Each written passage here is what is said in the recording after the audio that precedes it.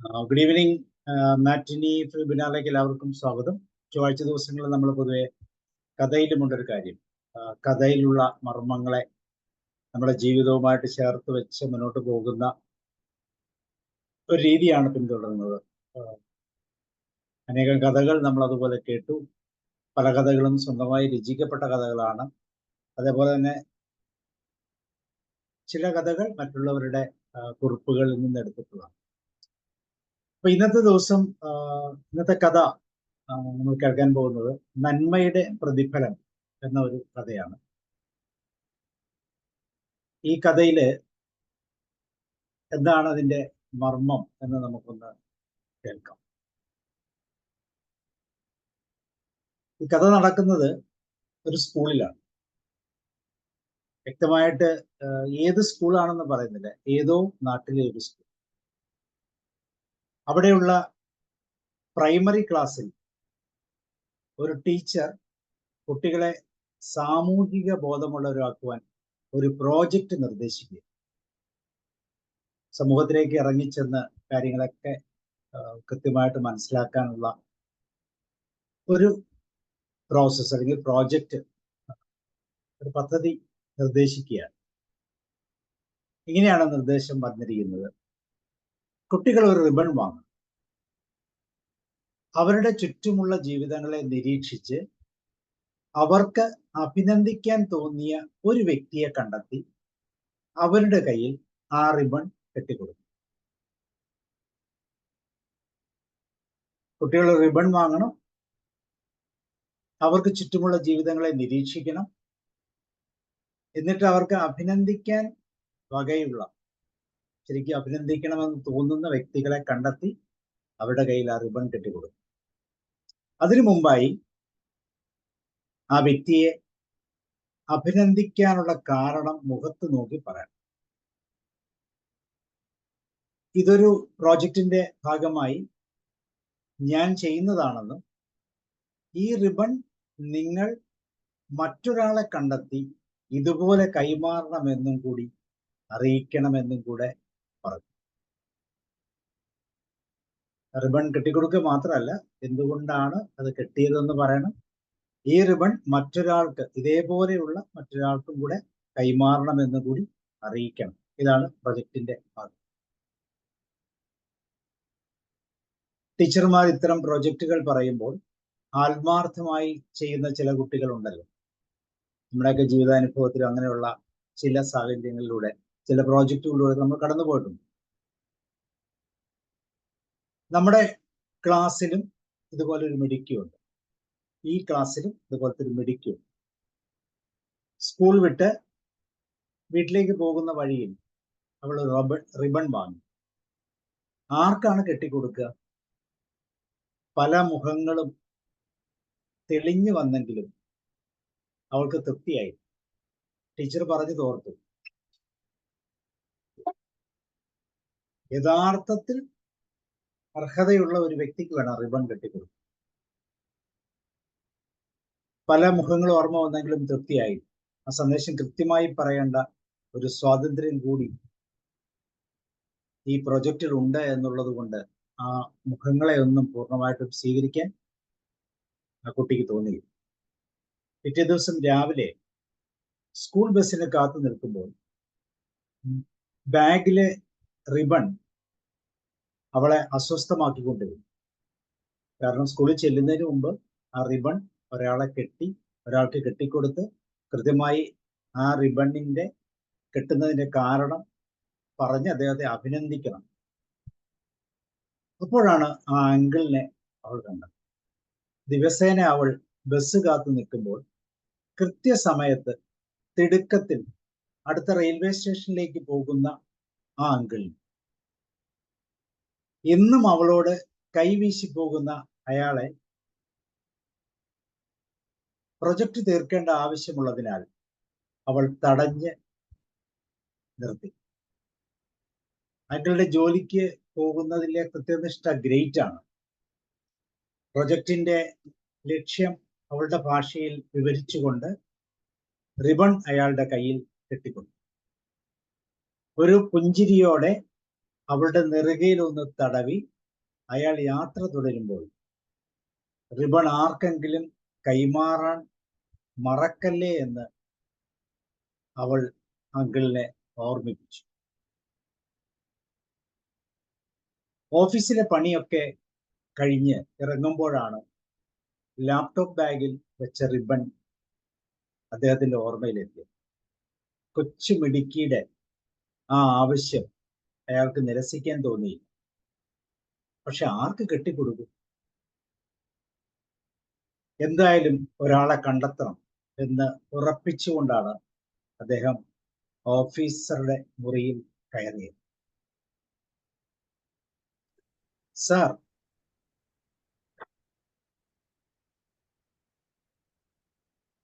താങ്കൾ ഞാൻ വർക്ക് ചെയ്തതിൽ വെച്ച് ഏറ്റവും കർക്കശക്കാരനായ ഒരു ഓഫീസറാണ്. ചിലപ്പോഴൊക്കെ എന്നെ അത് വിഷമിപ്പിച്ചിട്ടുണ്ട്. പക്ഷെ പ്രൊജക്റ്റുകൾ കൃത്യമായി തീർക്കുന്നതിലും അതിനുവേണ്ടി കൂടുതൽ സമയം സ്വയം ഇരുന്ന് മറ്റുള്ളവരെ കൃത്യസമയത്ത് മടങ്ങിപ്പോകാൻ അനുവദിക്കുന്ന താങ്കളെ അഭിനന്ദിക്കാതെ തരമില്ല. അതുകൊണ്ട് ഈ റിബൺ ഞാൻ അങ്ങയുടെ കയ്യിൽ കെട്ടുകയാണ്.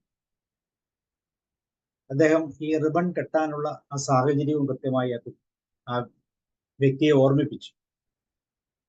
ആ കുട്ടിയെക്കുറിച്ചും ആ സ്കൂളിൽ നിന്ന് പൊതുജനത്തെ തിരിച്ചറിയുക അല്ലെങ്കിൽ പൊതുസേവനത്തിന്റെ ഭാഷയിലുള്ള ആ പ്രൊജക്റ്റിനെ കുറിച്ചും ഒക്കെ വ്യക്തമായി പറഞ്ഞു.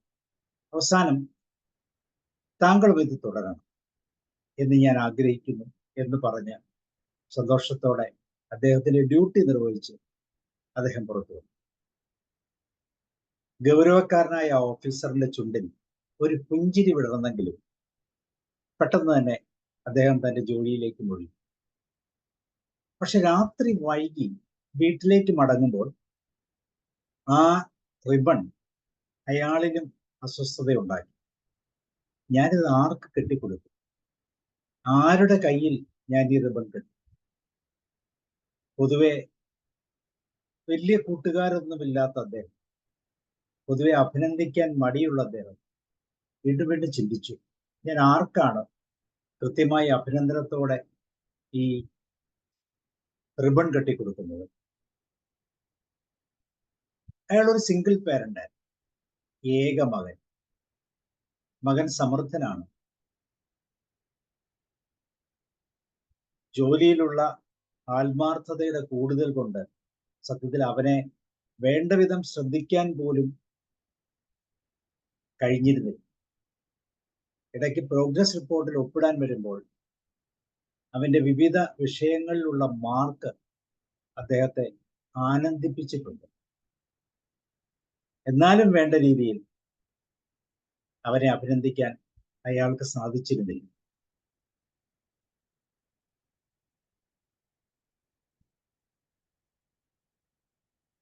അച്ഛൻ അവന്റെ മിടുക്കിനെ അഭിനന്ദിക്കുകയാണ് എന്ന് പറഞ്ഞുകൊണ്ട് ഇന്ന് ഞാൻ എൻ്റെ മകന്റെ കയ്യിൽ ഈ റിബൺ കെട്ടിക്കൊടുക്കുമെന്ന് അദ്ദേഹം ഉറപ്പിച്ചു.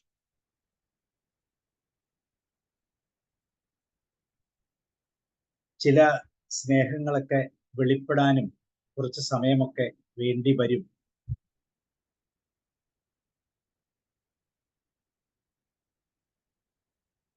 എന്നുള്ള ഒരു നിഗമനത്തിൽ അദ്ദേഹം തന്റെ മകന്റെ അടുത്തേക്ക് ചെല്ലുകയാണ്.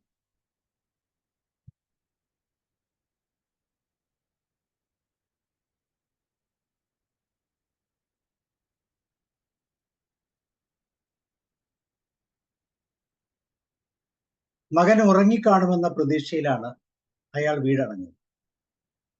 അവന്റെ മുറിയിൽ അരണ്ട വെളിച്ചം വാതിലിൽ പതുക്കെ മുട്ടി. സാവധാനം വാതിൽ തുറക്കപ്പെട്ടു. മകന്റെ കണ്ണുകൾ കരഞ്ഞതുപോലെ എന്തോ കാര്യമായി പറയാൻ ഉള്ളതുപോലെയൊക്കെ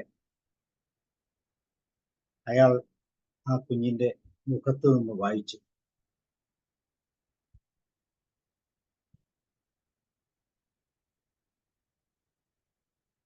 റിബൺ മകന്റെ കയ്യിൽ കെട്ടിക്കൊടുത്തപ്പോഴാണ് മകന്റെ കയ്യിലുള്ള പേപ്പർ താഴെ വീണു.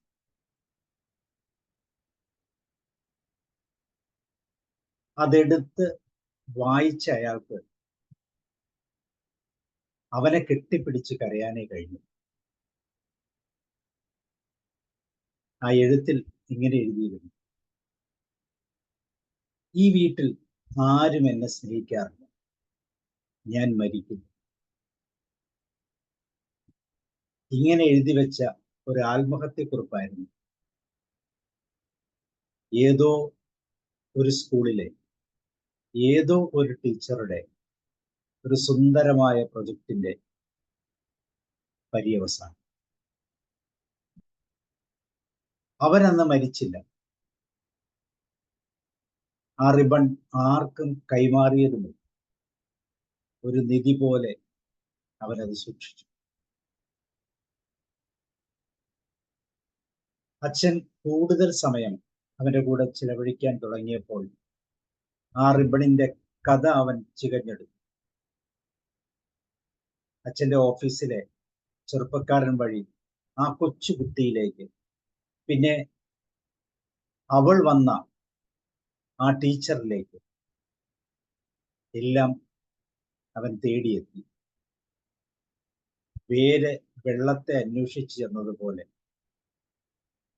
അതോ വെള്ളം വേരിനെ തേടിച്ചെന്നതുപോലെയോ, കാലങ്ങൾക്ക് ശേഷം ആ ടീച്ചറുടെ വിടവാങ്ങൽ ചടങ്ങിൽ ഒരതിഥി എത്തി. ക്ഷണിക്കപ്പെടാത്ത ഒരതിഥി. ആ നാട്ടിലെ പബ്ലിക് ഹെൽത്ത് സെന്ററിലെ ജനകീയനായ ഡോക്ടറുടെ കയ്യിൽ ഒരു റിബൺ ഉണ്ടായിരുന്നു. അത് ടീച്ചറുടെ കയ്യിൽ കെട്ടിക്കൊടുത്ത ശേഷം ചെറുപ്രായത്തിൽ അദ്ദേഹത്തെ ആത്മഹത്യയിൽ നിന്ന് രക്ഷിച്ച ആ റിബണിന്റെ കഥ പറഞ്ഞു. റിബൺ അതിന്റെ അവകാശിയെ കണ്ടെത്തുക തന്നെ ചെയ്യും. നന്മയുടെ പ്രതിഫലം നന്മയല്ലാതെ മറ്റ്. നന്മയുടെ പ്രതിഫലം എന്ന കഥ ഇവിടെ അവസാനിക്കുകയാണ്. ആ കുഞ്ഞിലൂടെ ഒരു ജീവൻ തിരിച്ചു കിട്ടി സമൂഹത്തിന് ഏറ്റവും നല്ല മാതൃകയായി മാറിയ ആ ഡോക്ടർ നന്മയുടെ പ്രതിഫലമായി മാറി. Thank you.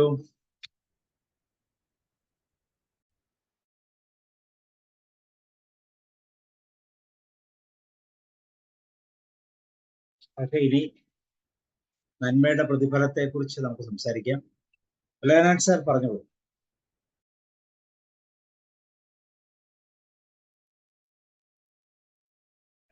ഞാൻ കഥ അതിന്റെ യാഥാർത്ഥ്യം അവന്റെ ആത്മഹത്യാക്കുറിപ്പ് കിട്ടി അവിടെ നിന്നു അവസാനിച്ചു എന്നാണ് ഞാൻ വിചാരിച്ചത്. പക്ഷെ സാർ അത് ഒരു പടി കൂടെ കയറ്റി വെച്ചു.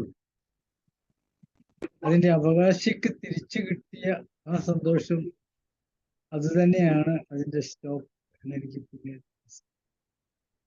വളരെ വിശാത്മകമായ, നമ്മള് സാറ് കഥ പറയുമ്പോൾ തിരക്കൊന്നുമില്ല, നമ്മളെ ഒന്ന് വിഷ്വലൈസ് ചെയ്ത് അതിന്റെ കൂടെ നമ്മൾ പോരുകയാണ് ചെയ്യുന്നത്. പരസ്പരം പങ്കുവെക്കാത്ത പലതും ഉള്ളിലുണ്ട് പലർക്കും.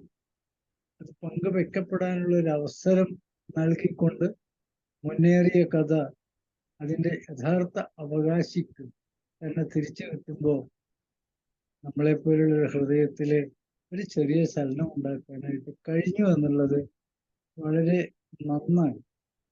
സാറിൻ്റെ ആ കഥ പറയുന്ന രീതി തന്നെ പ്രത്യേകതയുണ്ട്. ഓരോ സമയത്തും തീർന്നു എന്ന് നമ്മളിങ്ങനെ ആലോചിക്കുന്ന പോലെ സാറ് സൈലൻസിലേക്ക് കൊണ്ടുവന്നിട്ട് വളരെ പെട്ടെന്ന് വീണ്ടും കാര്യം. പക്ഷെ എന്തായാലും ടീച്ചറുടെ കയ്യിൽ കെട്ടിക്കൊടുത്തപ്പോൾ മനസ്സിലായി ഇനി കയറാനും പിടിക്കാനും ഒന്നുമില്ല, കഥ ഇവിടെ അവസാനിക്കുകയാണ് എന്ന് നമ്മൾ ചിന്തിച്ചപ്പോഴേക്കും സാറ് പറഞ്ഞു നിർത്തി, കഥ ഭംഗിയായിട്ടുണ്ട് sir. Okay, thank you sir. Thank you sir. Amarjyoti ma'am. Yes sir, ഞാൻ വായിച്ച കഥയാണ്. എനിക്ക് വളരെ ഇഷ്ടപ്പെട്ട കഥയാണ്. പക്ഷെ അവസാനം സാറ് പറഞ്ഞില്ലേ ആ ചരട് കെട്ടിക്കൊടുക്കുക, അത് ഞാൻ വായിച്ചത് ഓർക്കുന്നില്ല. എന്തായാലും അത് വളരെ ഗംഭീരായി. നല്ല നല്ല ഇഷ്ടപ്പെട്ട കഥയാണ് സാർ. അത് ഓർമ്മിപ്പിച്ചതിന് സാറിന് thank you very much sir.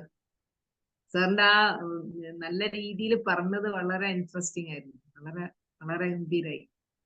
Thank you sir. സാറേ, കഥ എഴുതിയാളുടെ പേരൊന്ന് പറയൂ. എഴുതിയ ആരാന്നറിയില്ല, കയ്യിൽ കിട്ടിയ കഥയാണ്.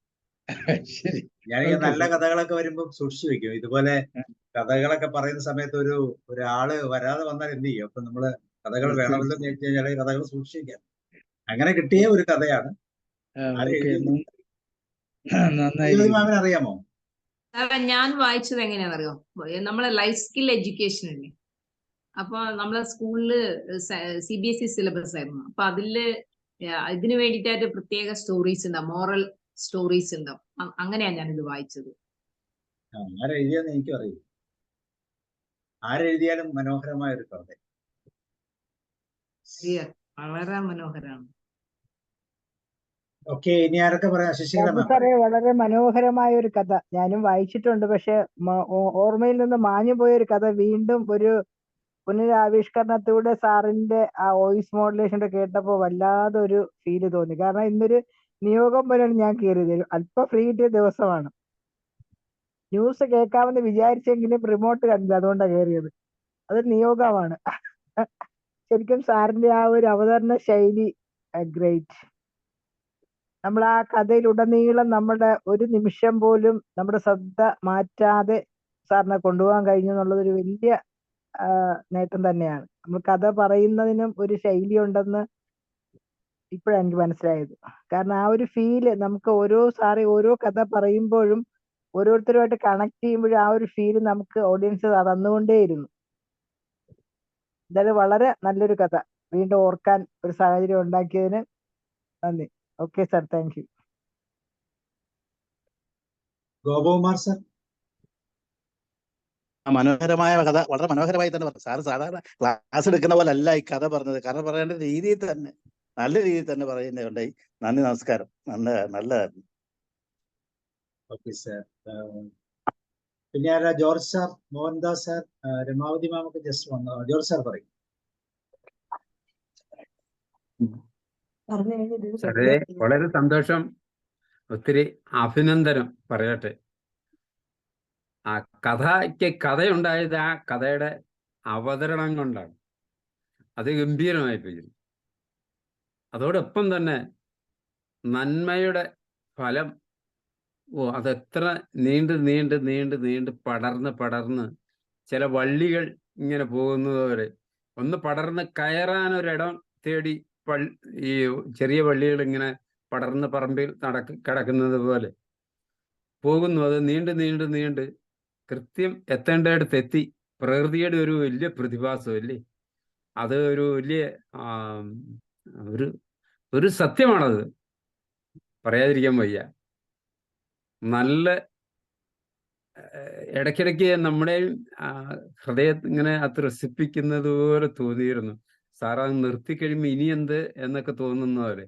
പണ്ടെങ്ങോ ഇവിടെ തന്നെയാണോ ആരോ പറഞ്ഞ് കേട്ടതുപോലെ തോന്നുന്നുണ്ട്, അത്രേ ഉള്ളൂ. പക്ഷെ നല്ല സുന്ദരമായിരിക്കുന്നു. ഉള്ളിൽ തട്ടി. ഒത്തിരി സന്തോഷം. പ്രത്യേകം നന്ദി. പ്രത്യേകം ഒരു അഭിനന്ദനം കൂടി അറിയിച്ചുകൊണ്ട് നിർത്തുന്നു. Thank you sir. Okay sir, thank you. Elizabeth മാം ഉണ്ടോ? രമാവതി മാം പറയൂ. സാറേ, ലേറ്റ് കമ്മറാണ് ഞാൻ.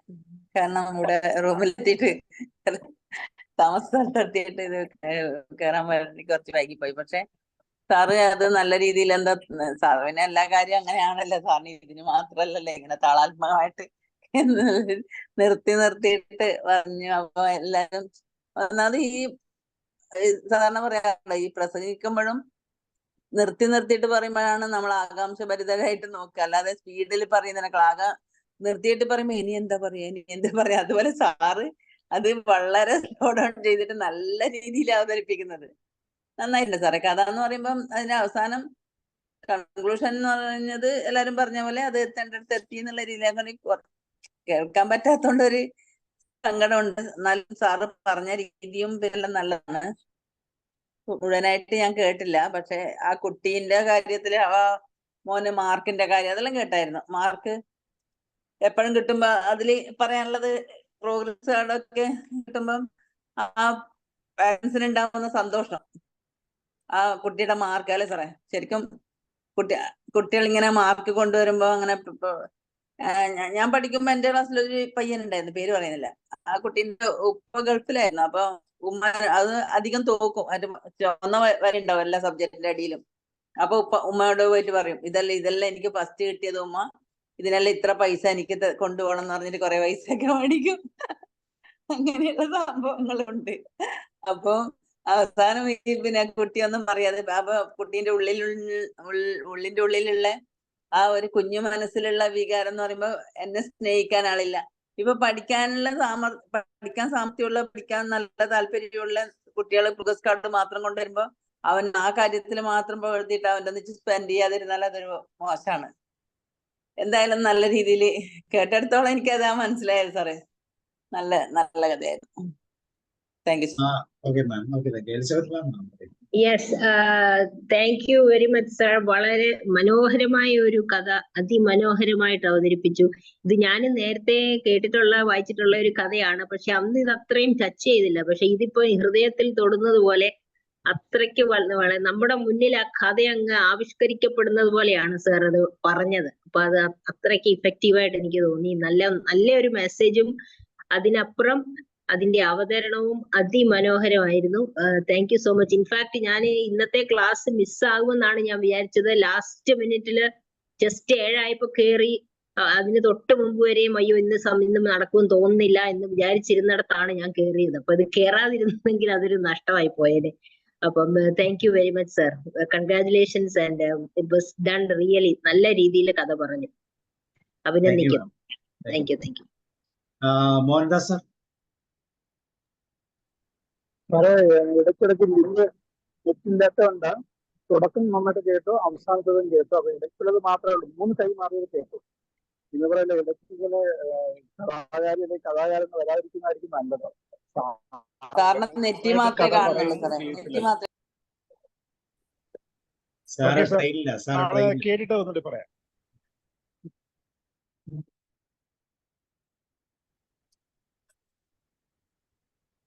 ശ്രീലത മാം.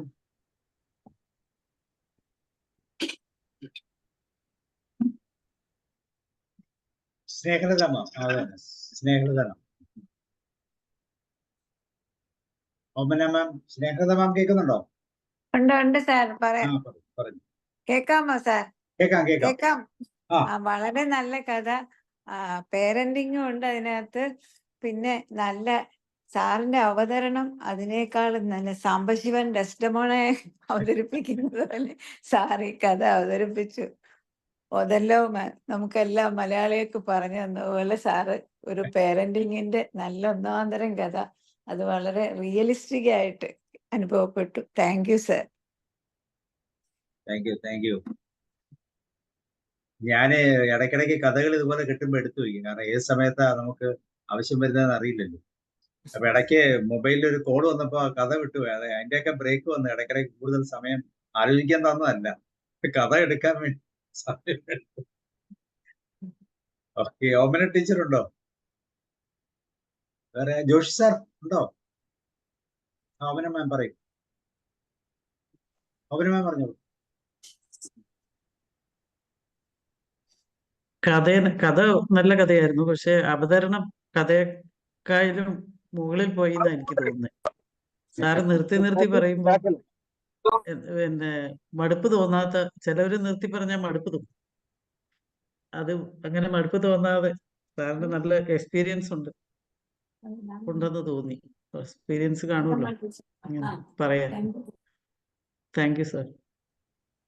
നമ്മള് സ്ഥിരമായിട്ട് ഇങ്ങനെ കഥ കേൾക്കുകയും പറയുകയും ചെയ്യുകയൊക്കെ ചെയ്യുമല്ലേ. അപ്പൊ നമുക്ക് ഓട്ടോമാറ്റിക്കായിട്ട് ഈ മുല്ലപ്പൂമ്പൊടിയുടെ ചേർന്ന് കിടന്നാലെന്ന് പറയുന്ന പോലെ കഥയുടെ ഭംഗിയുടെ ഇടയിൽ കൂടെ പേരന്റിങ്ങും കൂടെ വന്നു. Thank you ma'am. Josh thank you sir. സാറേ, ഞാന് ആദ്യം തന്നെ ഒരു ക്ഷമാപണം നടത്തേണ്ടി വരികയാണ്. താമസിച്ചാണോ? താമസിച്ചെന്ന് പറഞ്ഞാല് എല്ലാം കഴിഞ്ഞാണ് വന്നത്. ഞാൻ വരുമ്പോ നമ്മുടെ പുലയന്നൻ സാറ് സംസാരിച്ചുകൊണ്ടിരിക്കുമ്പോഴാണ് കയറാൻ പറ്റിയത്. എന്റെ ഇന്ന് ആരോഗ്യ നമ്മളെ അനുവദിച്ചില്ല എനിക്ക് അങ്ങോട്ട്. ഞാൻ കിടന്നിട്ട് ഉറങ്ങിപ്പോയി. ഈ സമയത്തൊന്നും ഉണർന്നില്ല. അതാണ് പറ്റിപ്പോയത്. അതുകൊണ്ട് ഞാന് ഇത്രയും നേരം പിന്നെ വെയിറ്റ് ചെയ്യുന്നത് ബാക്കിയുള്ളവര് പറയുന്നതിൽ നിന്ന് ഈ കഥയൊന്ന് പിടിച്ചെടുക്കാൻ ഞാൻ നോക്കിയെങ്കിലും എല്ലാരും നല്ലതായിരിക്കും മാത്രം പറഞ്ഞ് അവസാനിപ്പിച്ചതുകൊണ്ട് എനിക്ക് കഥ അതിനെ അതിന്റെ എസൻസ് ഒന്നും പിടികിട്ടിയില്ല. ഏറെക്കുറെ ഉലകനാൻ സാറ് ആരംഭത്തിൽ അത് കുറച്ച് ഡീറ്റെയിൽ ആയിട്ട് പറഞ്ഞ് കാണുമെന്ന് ഞാൻ വിചാരിക്കുന്നു. പക്ഷെ അതിന്റെയും അവസാന ഭാഗമാണ് എനിക്ക് കേൾക്കാൻ പറ്റിയത്, നന്മമരം എന്നുള്ള കഥ മാത്രം.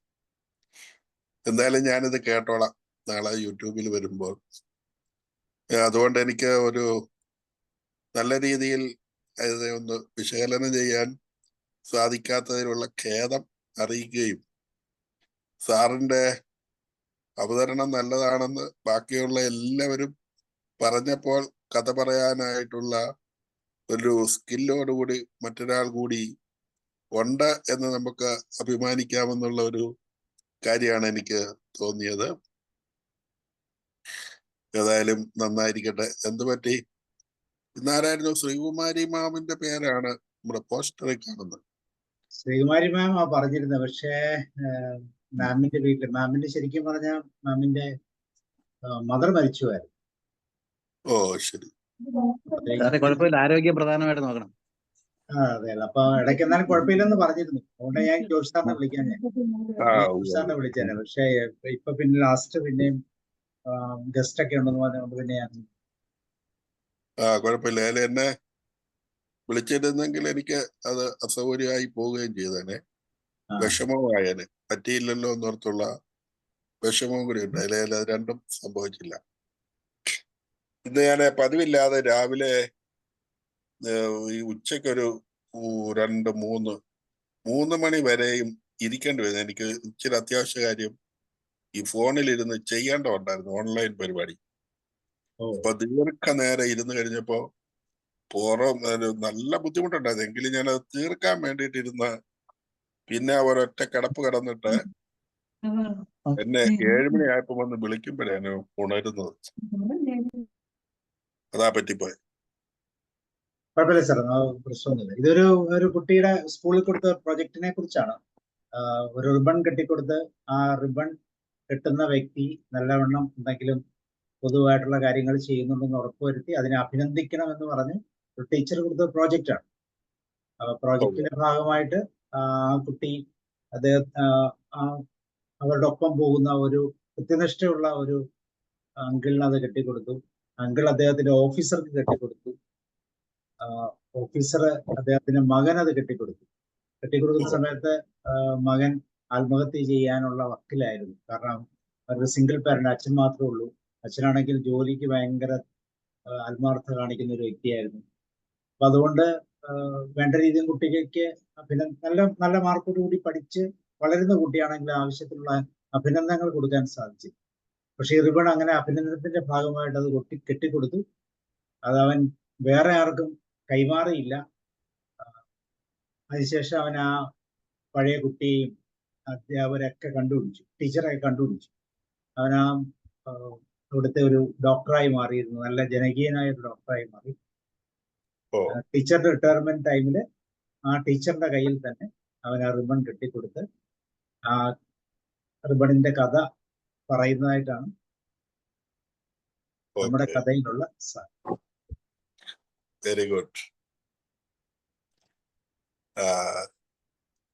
വേറെ ആർക്കെങ്കിലും ഇവിടെ ഒക്കെ ഇന്ന് പറയാമായിരുന്നു അല്ലേ? എല്ലാരും തന്നെ പറഞ്ഞു. അയ്യോണ് എല്ലാരും കേട്ടിട്ടുള്ള കഥയാണെന്ന് തോന്നുന്നു. അധികം പേരും കേട്ടിട്ടുണ്ടത്. ഇനി ചെറിയ കഥ ഉണ്ടോ? പറഞ്ഞോളൂ. പിന്നെന്താ? ചെറിയ വായിക്കുന്ന കഥ ഞാൻ മനസ്സിലുള്ള ഒരു കഥ പറഞ്ഞോട്ടെ. എനിക്ക് പഠിക്കൂ. സാറിനെ പോലും ജോർജ് സാറിനെ പോലെ ഒന്നും കഥ പറയാനൊന്നും അറിയില്ല. കഥ പറയാൻ പറ്റുമല്ലോ എന്ന് ഞങ്ങൾ പറയാം. പറയൂ, ആദ്യം കഥ ആദ്യം പറയൂ. ഇത് പിന്നെ ഒരു വീട്ടില് ഉള്ള ഒരു ഇപ്പൊ വീട്ടിലാണെങ്കിലും പുരുഷന്മാരെപ്പോഴും സുഹൃത്തുക്കളൊപ്പം പോയിട്ട് കമ്പനി കൂടിയിട്ട് കുറെ ലേറ്റ് ആകുമ്പോ ഒക്കെ വരില്ലേ. അപ്പൊ നല്ല സുഹൃത്ബന്ധമുള്ള ഒരാളായിരുന്നു. അയാൾ എപ്പോഴും പോയിട്ട് അവിടെ എത്തിയിട്ട് സംസാരിച്ചു തുടങ്ങുമ്പോ തന്നെ പറയും, എടാ ഞാൻ പോവാണ്. അപ്പൊ പറയും, നീ എന്തിനാണ് എപ്പോഴും വന്നിട്ട് ഒരു 5 മിനിറ്റ് സംസാരിക്കുമ്പോ പോകുന്നേ, നമുക്ക് എന്തെങ്കിലും പറഞ്ഞുകൊണ്ടിരുന്നൂടെ, അല്ലെങ്കിൽ പോയിട്ട്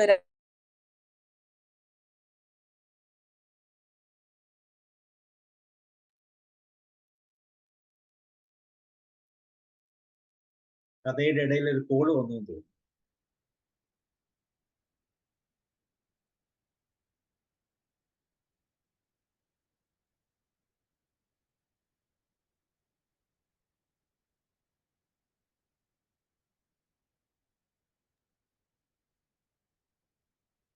അവിടെ നെറ്റ് പോയതാണോ? നെറ്റ് പോയതാ, ഡിസ്കണക്ട് ആയി പോയി. ആള് സ്റ്റക്കായി പോയിരുന്നു.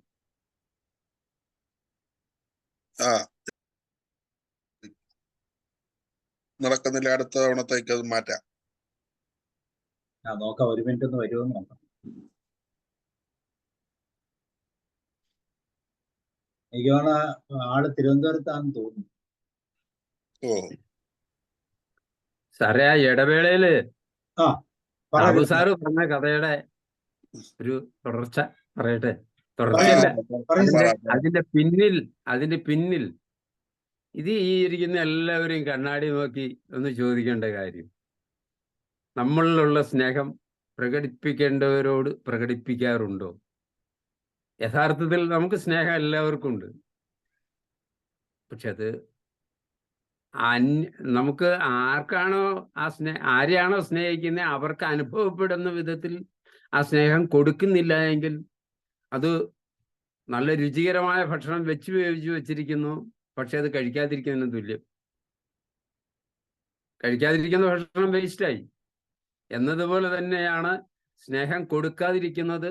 അതങ്ങനെ ഇരുന്നോണ്ട് യാതൊരു ഗുണവും ആർക്കും ഇല്ല, ഫലവുമില്ല. അത് വലിയ പ്രശ്നമാണ് സമൂഹത്തിൽ. യഥാർത്ഥത്തിൽ മനുഷ്യൻ വേദനിക്കാൻ അവന്റെ മനസ്സിന് കാരണമാകുന്നതിന്റെ അടിസ്ഥാന കാരണം സത്യത്തിൽ അവന് സ്നേഹം കിട്ടാത്തത് തന്നെ. അത് ഏത് വീട്ടിലായാലും അതെ, ഏത് നാട്ടിലായാലും അതെ, ഏത് വ്യക്തിക്കായാലും അതെ. ഇപ്പോ നിസ്സാര ഒരു റിബണെ തുടങ്ങിയതാണെങ്കിലും ആ റിബണിന്റെ പിന്നിലുള്ള കഥ, ആ സ്നേഹപ്രകടനത്തിന്റെ പ്രതീകമായിട്ട് അത് വന്നു കിട്ടിയപ്പോ അതിന്റെ എഫക്റ്റ് എത്രത്തോളാണ്. വലിയൊരു ആൽമരം നട്ടിട്ട് അതിന് ഇത്തിരി വെള്ളം കിട്ടിയതുപോലെ വളർന്ന് പന്തലിച്ചു. ഓക്കെ, രമാവിനോദം വരാൻ കാത്തിരിക്കുകയായിരുന്നു. ഏത് കഥയുടെ സാരാംശവും ഇങ്ങനെ ഗുണം ചെയ്യും. Thank you sir. ഞാനത് അപ്പൊ അവര് എന്താ ചെയ്യാ? അപ്പൊ പറഞ്ഞ ഒരു കാര്യം ചെയ്യും, ഞാൻ ഇന്നൊരു സന്യാസിയുടെ വേഷം കെട്ടിയിട്ട് നിന്റെ വീട്ടിന്റെ അതിലൂടെ വരും, നീ പെട്ടെന്ന് മരിച്ച പോലെ കിടന്നാ മാത്രം മതി എന്ന് പറയും. അപ്പൊ അവര് സമയമൊക്കെ രണ്ടുപേരും തീരുമാനിച്ചു. കേൾക്കാമോ സാറേ? കേൾക്കാം. രണ്ടുപേരും സമയമൊക്കെ തീരുമാനിച്ചു.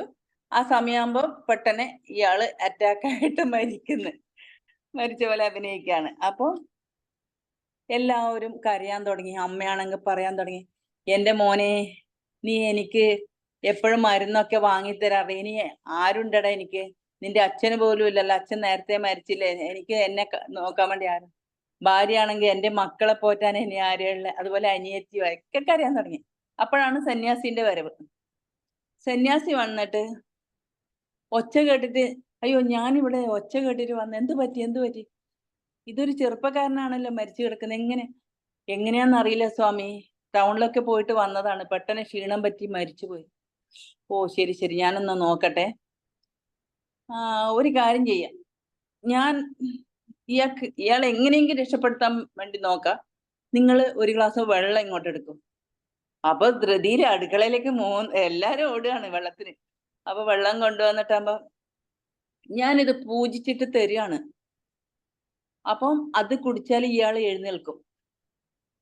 അപ്പൊ അവിടെ ഭയങ്കര ഗുസ്തിയാണ്. അമ്മ പറയുന്നു, എന്റെ മോനല്ലേ അത്, ഞാൻ കുടിക്കുവടി വെള്ളം. അപ്പൊ ഭാര്യ, എന്നെ കല്യാണം കഴിച്ചാണ്, എന്നിട്ട് ഞാൻ ഭാര്യയായിട്ട് നിങ്ങൾ കുടിക്കാൻ, അവര് തമ്മിൽ വഴക്കാണ് ഈ വെള്ളം കുടിക്കാൻ വേണ്ടിയിട്ട്. അപ്പം സ്വാമിജി പിന്നെ വെയിറ്റ് ഒരു കാര്യം എനിക്ക് പറയാൻ വിട്ടുപോയി. ഈ വെള്ളം കുടിച്ചാല് വെള്ളം കുടിച്ചവര് മരിക്കും, അയാൾ എഴുന്നേറ്റിരിക്കും. അപ്പൊ അമ്മ, നിന്റെ ഭർത്താവല്ലേ, നീ കുടിക്കേ വെള്ളം, നിങ്ങളല്ലേ പറഞ്ഞ നിങ്ങളുടെ മോനാണെന്ന്, വെള്ളം കുടിച്ചോളൂ. അപ്പൊ എല്ലാവർക്കും അങ്ങോട്ടും ഇങ്ങോട്ടും പ്രശ്നമായി. അപ്പൊ അയാൾ പറഞ്ഞു, കുഴപ്പമില്ല, ഇനിയിപ്പോ നിങ്ങൾക്ക് ആർക്കും ഈ വെള്ളം കുടിക്കണ്ട, അയാൾക്ക് ജീവിക്കണ്ട, ഈ മനുഷ്യനെ ഈ കട്ടിലോട് കൂടിയിട്ടാണ് കൊണ്ടുപോകേണ്ടത്. അപ്പൊ ഭാര്യ, അയ്യോ ഇതെന്റെ ഭർത്താവ് വാങ്ങിത്തന്ന കട്ടിലാണ്, എന്റെ മക്കൾക്കും എനിക്കും കിടക്കാനുള്ള കട്ടിലാണ്. അപ്പം അത് മാത്രല്ല, ഇതിന്റെ കട്ടില ഈ വാതിലിന്റെ ഇതിലേക്ക് കൊണ്ടുപോകുമ്പോ ആ കട്ടിൽ അങ്ങോട്ട് പൊളിച്ചു മാറ്റണം. അപ്പം അമ്മ, അയ്യോ ഭർത്താവ് കെട്ടിത്തന്ന വീടാണ്, അത് പൊളിച്ചു മാറ്റാനൊന്നും പറ്റൂല, ഇത്രയും നഷ്ടം നമുക്ക് സഹിക്കാൻ പറ്റില്ല എന്ന് പറഞ്ഞിട്ടത്. അവസാനം മെല്ലെ തട്ടിയിട്ട് സുഹൃത്തിനോട് പറഞ്ഞു, ചങ്ങാതി എഴുന്നേറ്റുള്ളൂ, സ്നേഹം കണ്ടില്ലേ, എത്ര സ്നേഹ നിന്നോട് എല്ലാവർക്കും, ഇപ്പൊ മനസ്സിലായില്ലേ, ഇനിയെങ്കിലും വന്നാൽ കുറച്ച് സമയം എന്നോട് സ്പെൻഡ് ചെയ്യണമെന്ന്. ചെറിയൊരു കഥ. Thank you. യെസ്, കൊള്ളാം. ഇനി ഈ കഥയെക്കുറിച്ച് രാജു സാർ പറയൂ. പുതുതായിട്ട് വന്നൊരു ജോർജ് സാറൊക്കെ പറഞ്ഞു. രണ്ട് പാട്ടാണല്ലേ സ്നേഹം. ജോർജ് സാർ പറഞ്ഞ പോലെ സ്നേഹം പ്രകടിപ്പിക്കാനുള്ള സാധ്യതകൾ ഏത് സമയത്തല്ലേ, ഇന്നവരോട് ഇന്ന സമയത്ത് കൃത്യമായിട്ട് പ്രകടിപ്പിക്കാൻ പലപ്പോഴും നമ്മൾ പിശുക്ക് കാണിക്കുന്നുണ്ടെന്നുള്ളത് സത്യമാണ്. പക്ഷെ അത് കൃത്യമായിട്ട് കാണിച്ചാൽ രാജ് സാർ പറയും. Thank you sir for inviting me. ഞാൻ ആക്ച്വലി സാറിന്റെ ക്ലാസ്സിൽ കയറാൻ വേണ്ടി ഇങ്ങനെ ഇത് ചെയ്യായിരുന്നു. അതായത് നമ്മള് ചെയ്യാൻ ശ്രമിക്കുന്ന സമയത്ത് ദയാലിന്റെ ഒരു ക്ലാസ്സിലെ അറിയാതെ കയറിപ്പോയി. ഞാൻ അത് കേട്ടോണ്ടിരുന്നു. ദയാൽ എങ്ങനെ നന്നായിട്ട് നമുക്ക് ഉറങ്ങാൻ സാധിക്കും. ദയാൽ അറിയാമല്ലോ, നമ്മുടെ ഇതിന്റെ പ്രകൃതി ചികിത്സയുടെ ആളാണല്ലേ. ആ ക്ലാസ് കേട്ടോണ്ടിരുന്നു. അതുകൊണ്ടാണ് ഇപ്പം മാത്രമാണ് കയറാൻ പറ്റിയത്. ഇപ്പം സ്നേഹത്തെ കുറിച്ചാണ് പറഞ്ഞത്. അതിനുശേഷം പിന്നീട് ഇപ്പം രമാവതി മാഡം പറഞ്ഞ കഥ പോലെ ഞാൻ കേട്ടില്ല. ഞാൻ ഇടയ്ക്ക് അങ്ങോട്ട് പോയി. അപ്പം സ്നേഹത്തെ കുറിച്ച് പറയുകയാണെങ്കിൽ ഏറ്റവും നമ്മൾ ഓർക്കുന്നത് മദർ തെരേസയാണ്. നിങ്ങൾക്ക് കൊടുക്കാവുന്ന ഏറ്റവും വലിയ ഗിഫ്റ്റാണ് സ്നേഹം, അല്ലെ? Love is the greatest gift you can give others. അപ്പം ഒരുപക്ഷെ നമുക്ക് വലിയ വലിയ കാര്യങ്ങളൊന്നും ചെയ്യാൻ പറ്റത്തില്ലായിരിക്കും.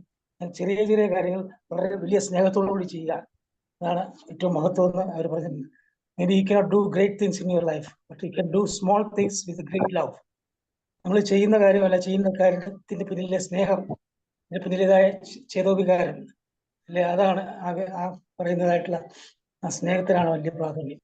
നമ്മൾ വലിയ കാര്യങ്ങൾ ചെയ്തു എന്നുള്ള കാര്യമില്ല, അതിന്റെ പിന്നിൽ അതിനെ പ്രേരിപ്പിക്കുന്നതായിട്ടുള്ള വികാരം എന്താണ് എന്ന് നമ്മൾ പ്രേരിപ്പിക്കുന്നത് സ്നേഹമാണോ, അതുപോലെ തന്നെ കരുതലാണോ, അതുപോലെ തന്നെ പറയുന്നതായിട്ടുള്ള ഗ്രാറ്റിറ്റ്യൂഡാണ്.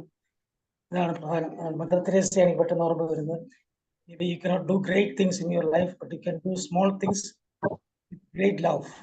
അത് മാത്രം പറഞ്ഞുകൊണ്ട് ഞാൻ എന്റെ വാക്കുകൾ അവസാനിപ്പിക്കുന്നു. Thank you sir. ശരിയാണ്, രാജ് സാർ പറഞ്ഞത് ശരിയാണ്. ഈ സ്നേഹം എന്ന് പറഞ്ഞാൽ സ്വാർത്ഥമായ സ്നേഹമാണ്. ഈ സ്വാർത്ഥമായ സ്നേഹത്തിന്റെ തലത്തിൽ ഇപ്പം നമ്മുടെ ആദ്യത്തെ കഥയിലെ റിബൺ കെട്ടിക്കൊടുത്ത അച്ഛനും അദ്ദേഹത്തിന്റെ ജോലിയും അദ്ദേഹത്തിന്റെ കൃത്യനിഷ്ഠയിലും ഒക്കെ കൂടുതൽ സ്നേഹിക്കുന്നവന് സെൽഫാണല്ലോ. നമ്മളൊരു സെൽഫി എടുക്കുമ്പോൾ നമ്മൾ ആരെയും ആദ്യം നോക്കുന്നത്? എല്ലാവരും കൂടി ഒന്നൊരു സെൽഫി എടുത്താലും നമ്മൾ ആദ്യം നോക്കുന്നത് നമ്മളെ തന്നെയാണ്, അല്ലെ?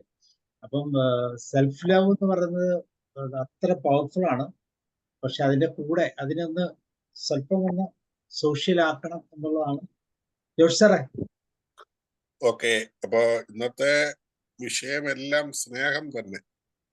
ആദ്യത്തെ കഥ സ്നേഹം, അത് കഴിഞ്ഞിട്ട് അത് വിലയിരുത്തിയപ്പോൾ ജോർജ് സാറ് കൂട്ടിച്ചേർത്ത സ്നേഹം, അവസാനം ഇപ്പോ രമാവതി മാം പറഞ്ഞു വെച്ചതും സ്നേഹം. പക്ഷെ ഈ സ്നേഹത്തിന്റെ എല്ലാം വിഷയം സ്നേഹമാണെങ്കിലും അതിന്റെ ഇതിവൃത്തത്തിലും അതുപോലെ തന്നെ അത് സൂചിപ്പിക്കുന്ന കഥാതന്തുവിലും വ്യത്യാസമുണ്ട്. ഇപ്പൊ പറഞ്ഞു നിർത്തിയ ഈ കുഞ്ഞ് കഥയിൽ ആളുകൾ പ്രകടിപ്പിക്കുന്ന സ്നേഹം യഥാർത്ഥമാണോ, അതായിരുന്നു ഇവിടുത്തെ സ്നേഹമാണ് വിഷയമെങ്കിലും കഥാതന്തു. അപ്പോൾ മനുഷ്യ സ്നേഹം പലപ്പോഴും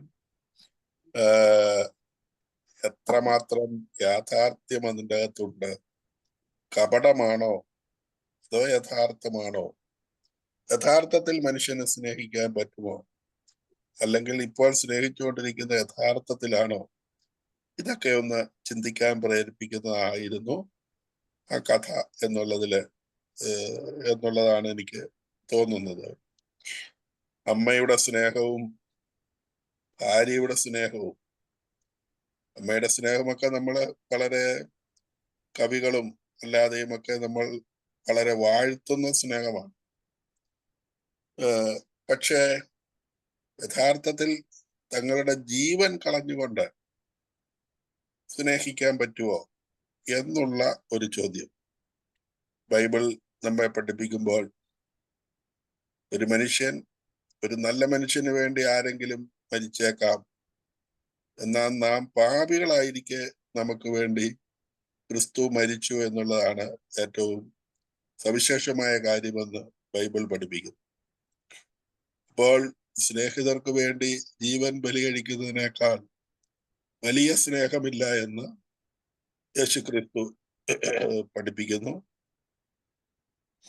അതുപോലെ തന്നെ ബൈബിൾ കാച്ചിക്കുറുക്കിയാൽ അതിൻ്റെ ഏറ്റവും സവിശേഷമായ അർത്ഥം ഇതാണ് എന്ന് പഠിപ്പിക്കുന്നതാണ് യോഹന്നാന്റെ സുവിശേഷം 3-ാമത്തെ അധ്യായം 16-ാമത്തെ വാക്യം. തന്റെ സ്വപുത്രനെ ലോകത്തിലേക്ക് നൽകാൻ തക്കവണ്ണം ദൈവം ലോകത്തെ അത്രയധികമായി സ്നേഹിച്ചു. ഇപ്പൊ സ്നേഹമാണ് വിഷയം. പക്ഷെ അവിടെ ദൈവം എങ്ങനെയാണ് മനുഷ്യനെ സ്നേഹിച്ചത് എന്ന് നമ്മെ പഠിപ്പിക്കുകയും ഇതിനോടാണ് മനുഷ്യ സ്നേഹത്തെ തുലനം ചെയ്യുന്നെങ്കിൽ അവിടെയാണ് ഈ കഥ നമ്മളൊന്ന് ചിന്തിച്ച് പോകുന്നത്. എല്ലാവരും ഇന്ന് സ്നേഹിക്കുന്നുണ്ട്. പോക്കറ്റിന്റെ വലിപ്പം നോക്കി സ്നേഹിക്കുന്നവരാണ് നല്ലൊരു പങ്ക്. നമുക്ക് എന്ത് കിട്ടും എന്ന് നോക്കി സ്നേഹിക്കുന്നവരാണ് മറ്റു ചില ആളുകൾ. ആളുകളുടെ പൊസിഷൻ നോക്കി സ്നേഹിക്കുന്നതും ഉണ്ട്. അപൂർവമായെങ്കിലും മാതാപിതാക്കന്മാർ തങ്ങളുടെ മക്കൾ, അവരെ ഇന്ന് അധികം മക്കളില്ല, എന്നാൽ ഒന്നിലേറെ മക്കളുണ്ടെങ്കിൽ അവരെ തമ്മിൽ താരതമ്യം ചെയ്തിട്ട് സ്നേഹിക്കുന്ന രീതിയും ചിലപ്പോഴെങ്കിലും കാണാറുണ്ട്. ആരെയാണ് കൂടുതൽ സ്നേഹിക്കുന്നത്? കൂടുതൽ കഴിവുള്ളവരെ സ്നേഹിക്കുന്നു, പ്രാപ്തിയുള്ളവരെ സ്നേഹിക്കുന്നു. ഇവൻ അല്ലെങ്കിൽ പിള്ളേരെ തമ്മിൽ പറയുമ്പോൾ പറയും, മൂത്തവൻ അവൻ ഒരു അജ്ഞാണ്ടനാണ്, ഇളയവൻ അവൻ കമന്ന് വീണ കാപ്പടം കൊണ്ട് എഴുന്നേക്കുന്നവനാണ്. അപ്പൊ അങ്ങനെയുള്ളവരോട് കൂടുതൽ സ്നേഹം. ഇച്ചിരി പ്രാപ്തി കുറഞ്ഞ ഭാര്യയുള്ള മകൻ, വലിയ സാമ്പത്തികമായ മെച്ചമില്ലാത്തവർ, അവരോട് ചിലർക്ക്, എല്ലാവർക്കും അല്ല, ചിലർക്ക് ചിലപ്പോൾ ചെറിയൊരു സ്നേഹക്കുറവ്, അതിനേക്കാൾ നല്ല പ്രശസ്തിയുള്ളവനോട് അടുപ്പം. യഥാർത്ഥത്തിൽ നല്ല സ്നേഹമുള്ള ആളുകൾ ഇച്ചിരി കഴിവ് കുറഞ്ഞവരെയല്ലേ സ്നേഹിക്കേണ്ടത്? അവർക്ക് വേണ്ടിയല്ലേ നമ്മുടെ അറ്റൻഷൻ കൂടുതൽ കൊടുക്കേണ്ടത്? പ്രാപ്തിയുള്ളവനെ എങ്ങനെ വേണേലും ജീവിച്ചോളും, നമ്മളുടെ ഒരു സഹായം ഇല്ലേലും അവൻ മുന്നോട്ട് പൊക്കോളും. പക്ഷേ എങ്കിലും ലോകത്തിന്റെ പോക്ക് ചിലപ്പോഴെങ്കിലും അങ്ങനെ അല്ലാതായി പോകുന്നു. ഇതെല്ലാം ഒന്ന് തിരിച്ചറിയാനാണ് ഇത്തരം ഒരു ടെസ്റ്റ് സന്യാസി നൽകിയത്. ഇത് അവർക്ക് വേണ്ടിയിട്ടുള്ളതല്ല, കേട്ടോണ്ടിരിക്കുന്ന നമുക്ക് വേണ്ടിയുള്ളതാണെന്നാണ് യഥാർത്ഥത്തിൽ ഈ കഥ നമ്മെ പഠിപ്പിക്കുന്നത്. ഇതെല്ലാം അങ്ങനെയാണല്ലോ. ഈ മരണത്തിന്റെ സംസ്കാര വേളയിൽ ചൊല്ലുന്ന ഓരോ പാട്ടും ഓരോ പ്രാർത്ഥനയും ഒന്നും യഥാർത്ഥത്തിൽ മരിച്ച ആളിന് വേണ്ടിയല്ല. ഓർക്കുക, മർത്തിയാനി, നിന്റെ എല്ലാവിധ ചിന്തകളും വിചാരങ്ങളും നിന്നോടൊപ്പം തന്നെ കൂടെ പോരും എന്നൊക്കെ പറഞ്ഞ് പാടുമ്പോൾ അതാ മരിച്ചു കിടക്കുന്ന ആളിന് വേണ്ടിയല്ല, ഈ ശുശ്രൂഷയിൽ പങ്കെടുക്കുന്ന മറ്റുള്ളവർക്ക് വേണ്ടിയാണ് എന്നതുപോലെ ഈ കഥയുടെ സാരാംശം നമുക്ക് വേണ്ടിയുള്ളതാണ് എന്നുള്ള ഒരു ഫീലിങ്ങോടുകൂടി ഈ രാത്രി എന്റെ വിലയിരുത്തല് ഞാൻ നിർത്തുന്നു. നന്ദി. Thank you. Thank you sir. തീർച്ചയായിട്ടും അത് തന്നെയാണ് നമ്മളുടെ ആ സ്നേഹം അൺകണ്ടീഷണൽ ലവിലേക്ക് മാറും, ഒന്നും പ്രതീക്ഷിക്കാത്ത സ്നേഹത്തിലേക്ക് മാറും. അപ്പം അർത്ഥവത്തായ ഒരു ജീവിതത്തിന്റെ സാധ്യതകൾ നമ്മുടെ ഉരുത്തിരിഞ്ഞു വരും. അപ്പൊ അതിന് രമാവതി മാമിന്റെ കഥയും തീർച്ചയായിട്ടും അർത്ഥപൂർണമായി നമുക്ക്. So thank you very much. Thank you and good night. നമുക്ക് നാളെ മെഡിറ്റേഷന്റെ പാർട്ടുകൾ വീണ്ടും കേൾക്കാം. Thank you and good night. Thank you. Good night. Good night.